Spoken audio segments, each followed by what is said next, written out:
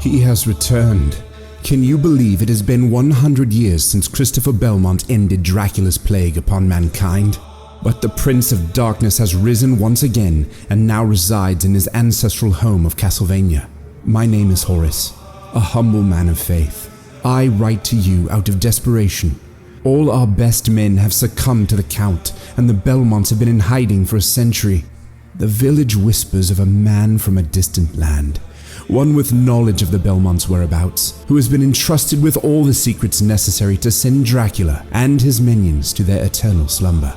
My messengers have assured me that you are indeed the man we seek, and all of Wallachia will forever be in your debt. Will you help us rid the earth of Dracula once again? Let's get started.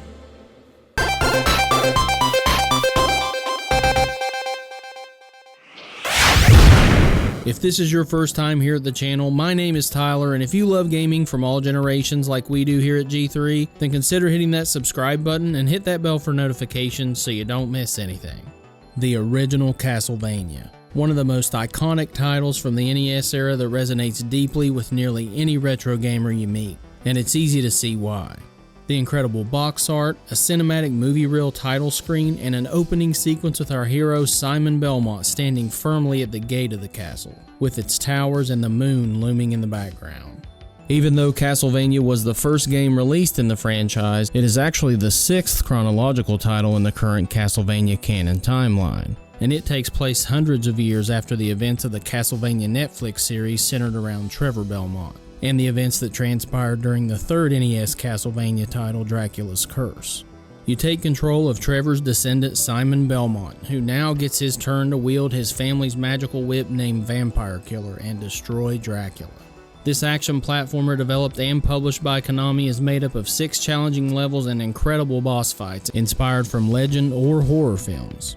Castlevania's director Hitoshi Akamatsu was quite the cinema buff, and admitted he approached his projects with a film director's eye. Akamatsu felt a whip was the perfect primary weapon for the hero to fend off enemies, but he did admit he was a fan of Raiders of the Lost Ark too, so I think Indy may have had a big hand in that decision. Castlevania was first released in Japan on September 26, 1986 under the name Akumajo Dracula, which translates to English as Demon Castle Dracula. Of course the game was a hit in Japan, but when Konami tried to bring it to the US market on the NES, they hit a little road bump with the title. This was because Konami of America's Senior Vice President Emil Heidkamp incorrectly translated it as Dracula Satanic Castle, and we all know that wasn't gonna fly. So when the game hit American store shelves on May 1st, 1987, Heidkamp changed the name to a mashup of the words Castle and Transylvania, and the rest, as they say, is history. And if 2 titles for the game weren't enough, there was a parallel version of Castlevania released for the MSX2 computer in Japan and Europe only a month after the Famicom Disk System version debuted, titled Vampire Killer. Castlevania's soundtrack, composed by Kanuyo Yamashita and Satoe Terashima, is arguably the best music released on any NES game. Yamashita said the two worked independently on their own songs for the game, yet they still produced a cohesive score to help engage and immerse the player while they are fighting through the castle. Let's take a quick listen.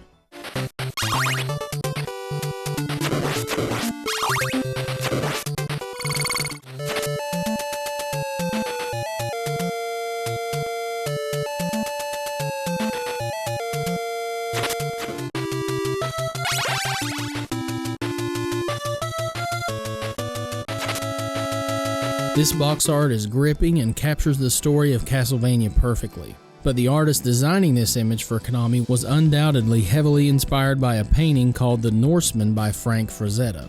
Simon Belmont's stance, physique, and even the configuration of the castle and moon mirror the Norseman.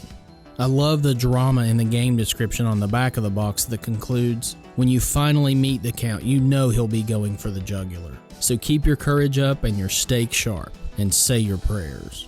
And Konami wasn't being over dramatic.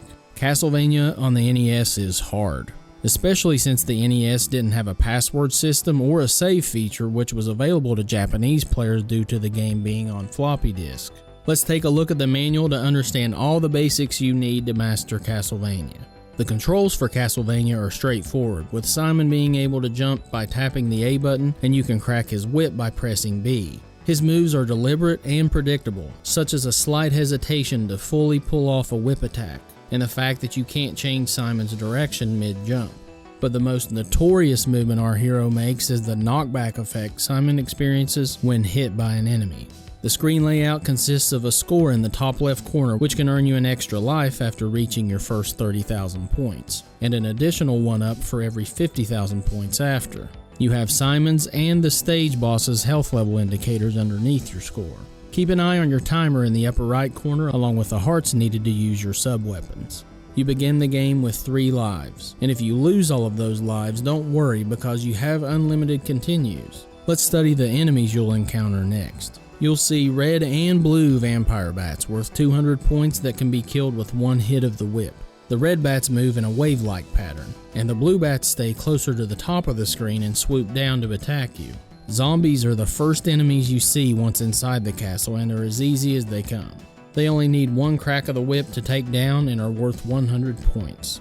Next up are the black leopards, which I always thought were greyhound dogs growing up. The leopards are pretty sneaky and like to pounce on you suddenly from elevated platforms in the first level. They are worth 100 points too. You'll find the fish man in the basement and other subterranean sections of the game, and he will burst suddenly from the bottom of the screen onto the platform near you.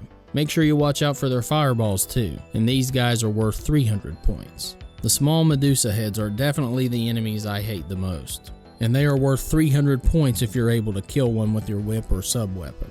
Another annoying enemy is the Raven, who is worth 200 points. These little guys like to blend in with the background and can suddenly change directions in their flight patterns. The Black Knight is worth 400 points and isn't hard to avoid since he moves so slowly, but it takes more than one hit to take him down. The White Skeleton moves erratically, tossing bones at you and can be taken out with one hit. The Red Skeleton moves slower and methodically compared to the White, but he only dies temporarily before reanimating. The Hunchbacks, which I believe were monkeys as a kid, are a close second to the small Medusa heads for my most hated enemy. These guys can leap long distances and move so quickly and close to the ground and can absolutely drive you insane. These little buggers are worth 500 points. The Eagle enemy is partnered with the Hunchback and flies in a horizontal pattern to drop Hunchbacks from above and will earn you 300 points once defeated. The Dragon Skull Cannon is worth 400 points and shoots fireballs out at predictable intervals. These fireballs can be extinguished with the whip as well, which really comes in handy defeating these guys, because it can take quite a few hits to kill them.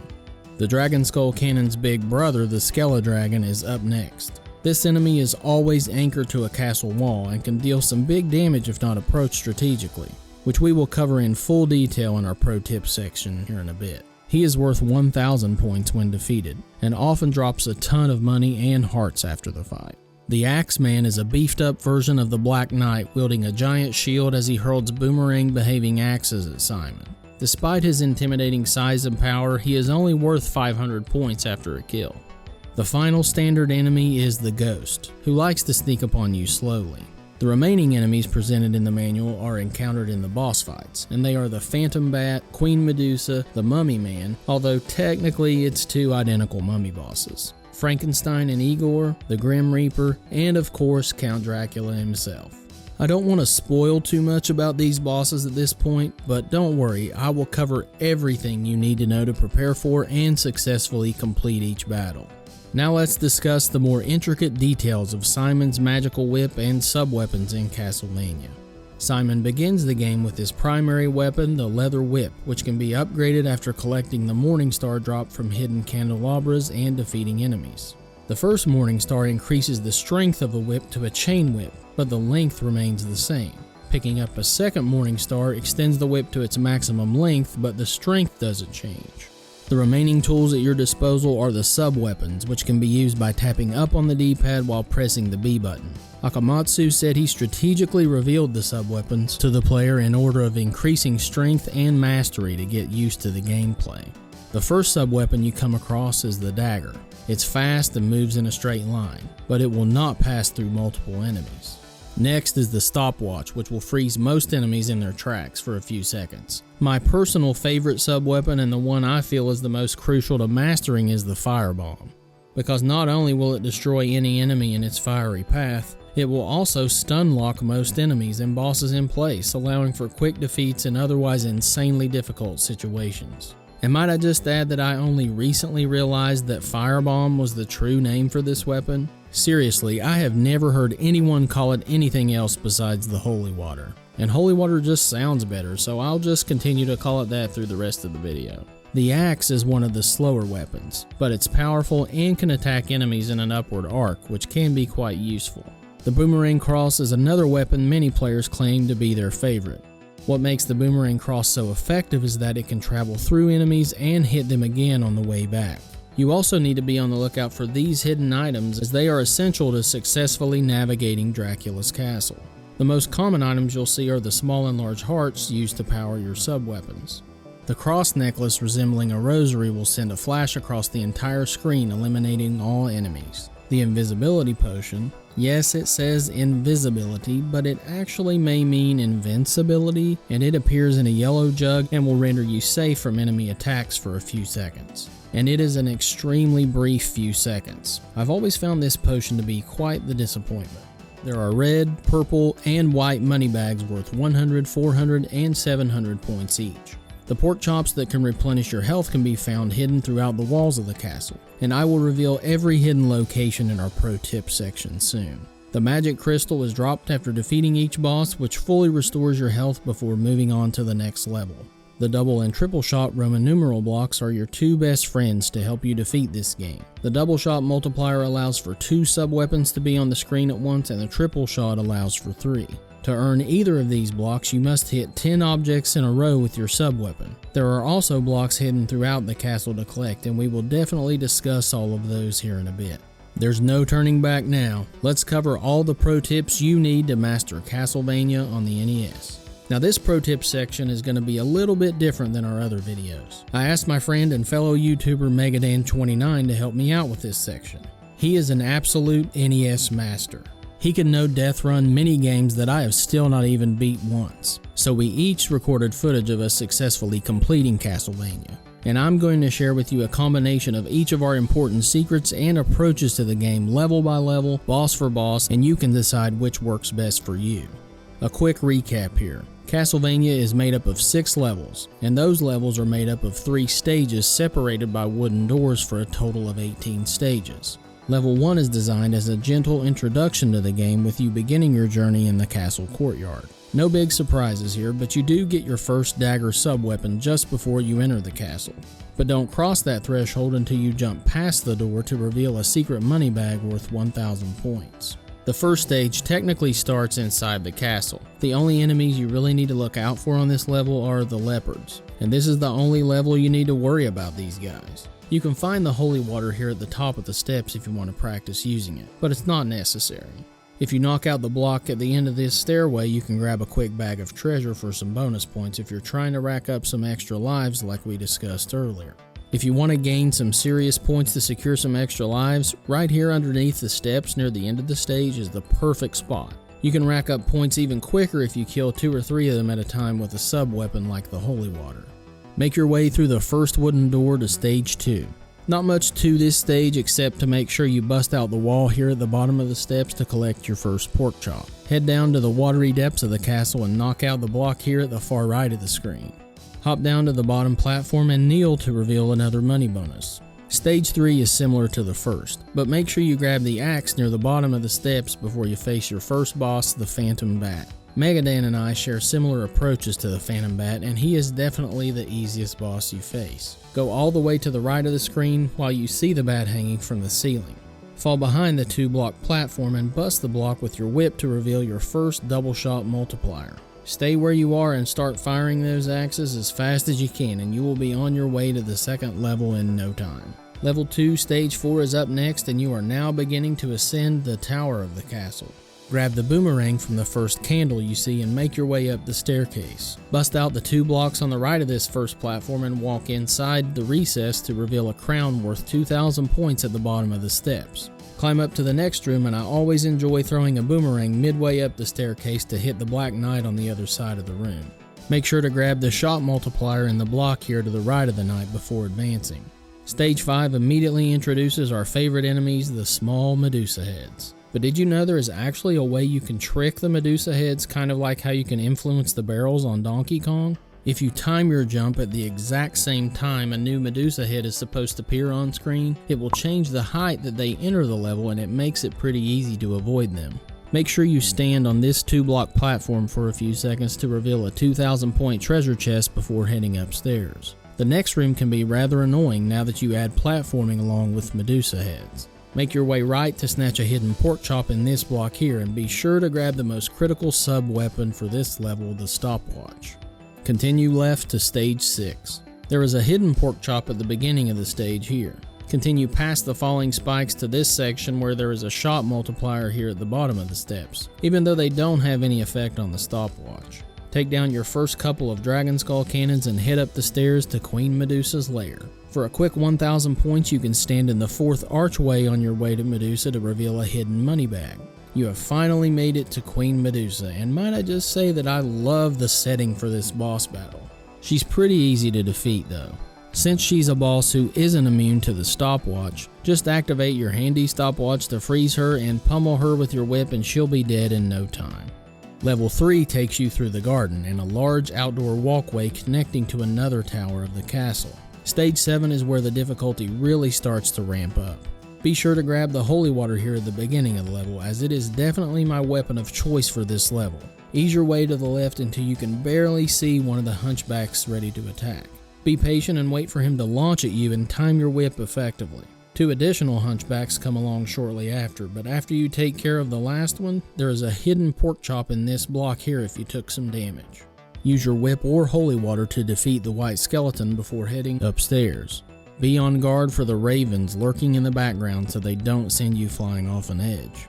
If you need a little bonus cash, you can kneel at the edge of this platform to grab some.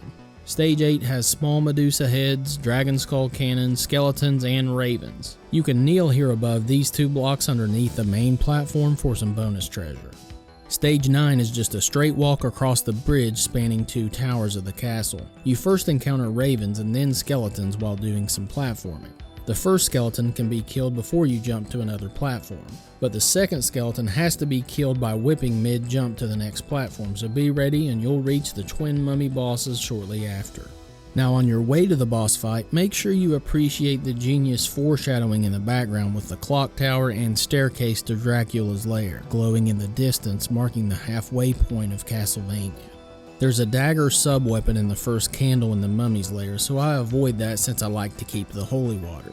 There is also a hidden pork chop in this block right here, but I don't go after it because if you destroy this block, you can't climb back up, and I prefer to fight this battle above the mummies. I go to the center of the room to get the mummy's attention and quickly head back to the left platform. It's now just multiple easy tosses of the holy water to take these guys down, no sweat. But if you don't have the holy water, don't worry, these guys aren't really that bad. Megadan finished off the mummies quickly here with just the whip, since their movements are fairly slow and you mainly just need to keep your eyes on the bandages they fire at you. And remember, if you get in trouble, there is always the pork chop. After defeating the mummies, you unexpectedly plummet to a subterranean cave to begin level 4, stage 10. Go grab the shot multiplier hidden in the candle on the far left of the screen before advancing to the right. I recommend hanging on to the holy water for this level if you have it already. Make your way through the fishmen and bats, and if you need to grab a new holy water, there's one right here. You must crouch during these moving platform sections to avoid the low-hanging stalactites. Head upstairs to stage 11. Carefully time your whip attacks with the eagles dropping off multiple hunchbacks as you march to the right. At the end of the stage, you will face off with the Skeledragon, who will swing his head up and down while shooting the occasional fireball at Simon. I like to hit him in the head with a holy water or 2, then crack him a few times with the whip. If you don't have enough holy water, it is best to just keep your distance just close enough for your whip to reach his skull. Another reason I like to use a few holy waters to help defeat the Skeledragon is that he often drops a triple shot multiplier for you, which makes this next boss fight a breeze in stage 12. Just make sure you don't accidentally grab the dagger here at the beginning of the stage.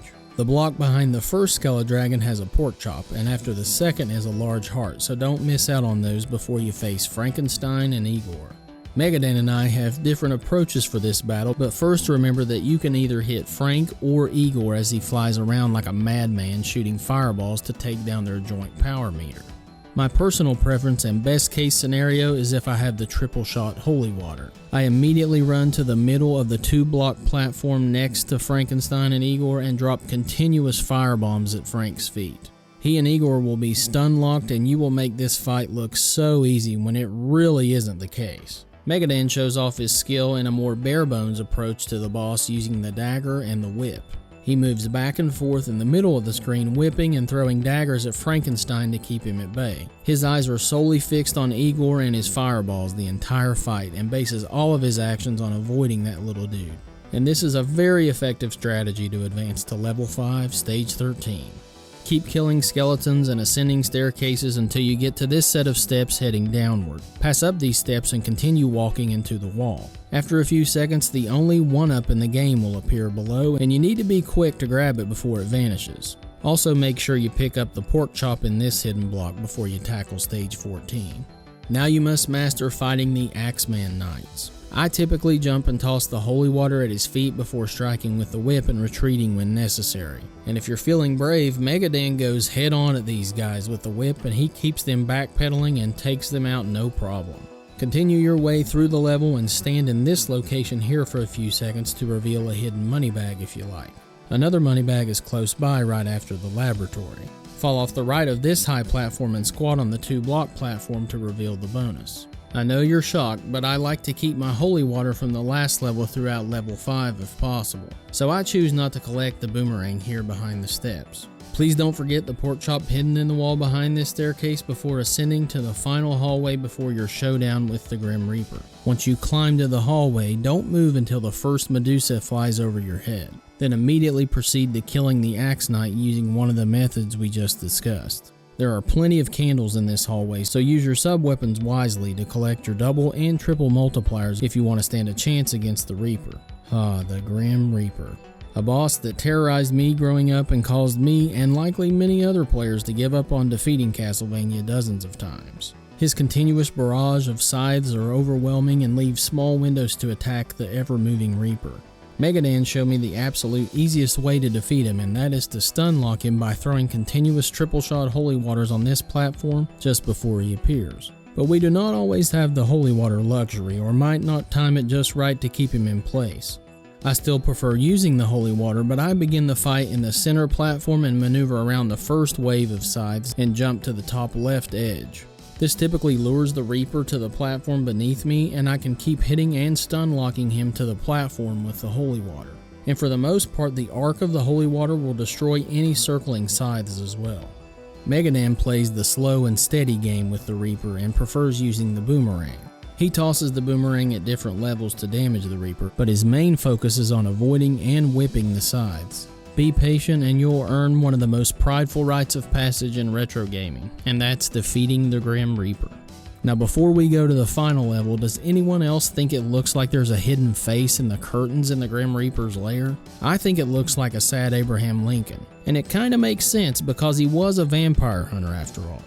We have finally made it to level 6 and we are so close to Dracula. Stage 16 starts off pretty intimidating by including 5 phantom bats for you to encounter. Once the bats move a short distance, they will pause, and it gives you an opportunity to run past them. Megadan recommends picking up the stopwatch here, and you can use them if necessary to stop these guys from knocking you off a platform before you enter the clock tower. You will deal with skeletons, eagles, and hunchbacks in the clock tower. It can get rather overwhelming when avoiding the hunchback and eagles while traversing the gears of the clock, so use your stopwatch to make it past them when you're in a tight spot. You can also pick up a pork chop here if you get in trouble, but it's tough to make it to this item unscathed, so use your own judgment. Once you've escaped the tower, you have made it to stage 18 and can breathe easily. Because if you die anytime after that, the developers were kind enough to not make you play through the entire level again, and you get to start at the staircase leading to the final showdown with the Count. At the top of the stairs you can collect a boomerang, but surprise, I actually prefer the holy water you can find inside Dracula's chamber. But go ahead and grab the boomerang, hearts, and money from the other 3 candles. Make sure you have enough hearts before you begin the fight with Dracula, and you can farm for as many hearts as you wish by simply walking up and down the stairs to respawn the candles.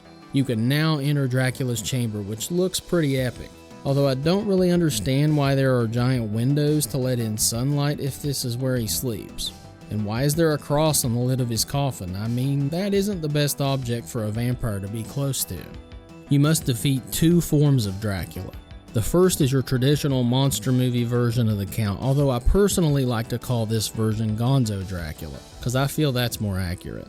His second form is a demonic bat that reflects his true beast-like nature. Castlevania's director Akamatsu said he intended for the second form to be an incarnation of the curse of man, not Dracula himself. He also revealed that if you look closely, those are supposed to be Dracula's body parts scattering after you defeat his first form, that you will eventually collect during Simon's quest. I mean, how awesome is that? The key to defeating Dracula's first form is patience. The first thing to do is to grab the holy water from the candle on the left of the screen. Do not destroy the other candles just yet. Dracula will randomly appear on the ground, and you should always keep Simon moving so you can act quickly if the Count spawns right on top of you. I like to be around 3 to 4 blocks away from Dracula. The Count will open his cape briefly to launch some fireballs at you. This is his only method of attack.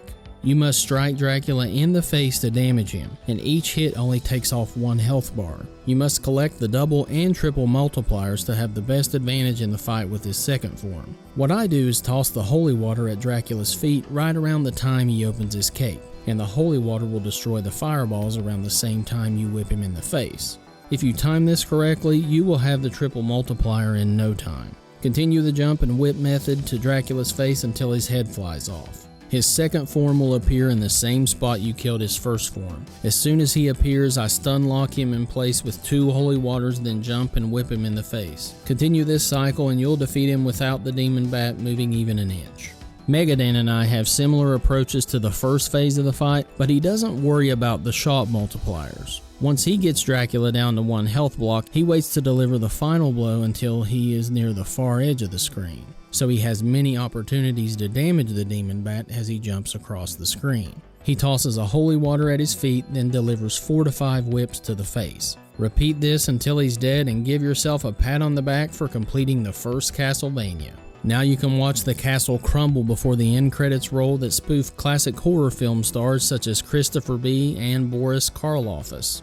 They even give a nod to our hero, Simon Belmont, which is actually the name Simon Belmont goes by in the Japanese version. The Famicom Disk System version lists the player's name you enter at the save screen in the final credits too.